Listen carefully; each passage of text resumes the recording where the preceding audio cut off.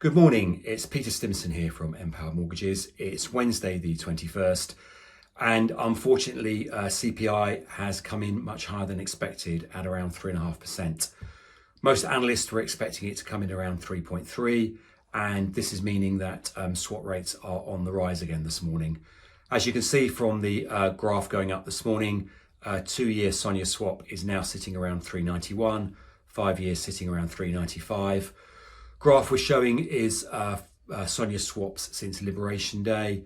We're showing Liberation Day because that's when swaps started to fall around that point because obviously Donald Trump started to impose tariffs across the rest of the world and that imposed the fear of a recession. They started to nudge up since that point for sort of several reasons. Firstly, because obviously the tariffs have started to get unwound in a number of ways. And secondly, because the UK started to have some good news around obviously signing of free trade agreements with India, obviously the US, some better news on GDP, more recently obviously some stuff around the EU, and then obviously some more bad news unfortunately this morning with the inflation side of things. In terms of inflation, what's driving it is a few things. Obviously we've had the national insurance rise, we've had the energy rise.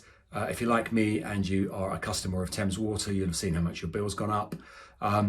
Slightly more worrying, there's some sort of core inflation built in there, particularly around services, which is perhaps a little bit more embedded.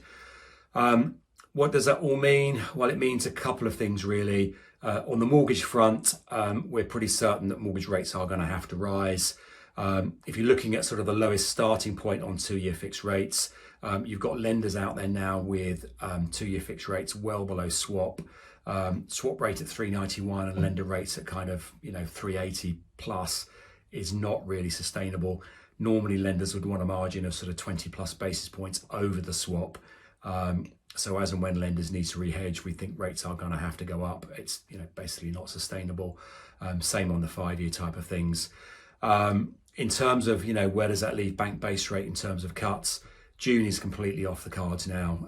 That's not going to happen. Next meeting after that is August. That's really going to depend on where CPI lands in the sort of months ahead. Again, we're probably thinking that's unlikely. And 2 cuts being sort of nailed in for 2025. We think now it's probably likely to be 1 in 2025 and potentially 1 sort of maybe early 2026. So the curve in terms of cuts getting pushed further back. And maybe, less likely that there's 2 in the shorter term at least. So the trend, like I say, is probably still down, but it means that, mortgage rate cuts are probably less likely to happen. And the trend on mortgage rates is probably pushing slightly back up, at least in the short term. So sorry to be the slight bearer of bad news, but at least we're trying to sort of pass some information across. Hope that helps. If anything changes, we'll try and let you know. That's it from here. Thank you.